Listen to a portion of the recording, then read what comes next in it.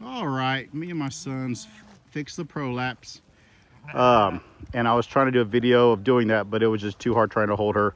But all it is a spoon. There she is right there. And then we made a harness out of string. When you get her down with the prolapse, it's gonna feel really hard, like the size of a softball.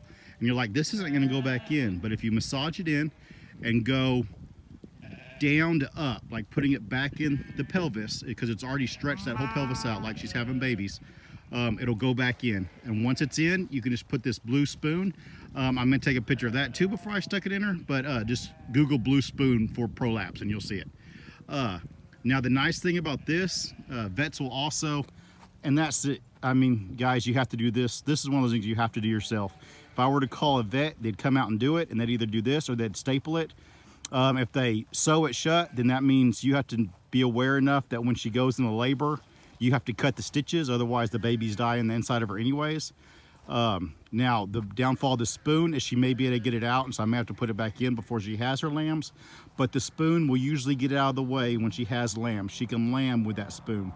So I will not have to do anything else with her until after she lambs. See, she's still cramping, like you'd think she was having babies. But that's just all those muscles are gonna have to go back to how they were supposed to be. This ewe is not good for breeding anymore. So when I sell this ewe in the spring with her lambs, either I'll sell her lambs as bottle babies and her to the butcher market, or if I do run her through an auction, I will let the people know that she's not good for breeding anymore. Because usually once they prolapse, they'll do it every time. Not that it can't be fixed every time, but it's just more of a headache. But that's all there is to it. So that's one thing that it's going to be 200 plus if you get a vet to do it for you, unless you have a friend that's a vet, or somebody may comment, oh, it only costs so much. But when I had it done the first time, it was $160, and he was being nice. He didn't charge me to come out here. But it's an easy fix you can do yourself. All it takes is two people, one to hold their head. And like I said, there's 3 different types that I found. One is about the size of a baseball, and it'll come in and out, and so you'll see it when you feed them, and then the next time you see them, it'll be gone, and it just comes in and out. Those are fine. You don't have to worry about those. Just keep an eye on it because it could get worse, but they'll have babies as long as it's inside when they go into labor. The second and most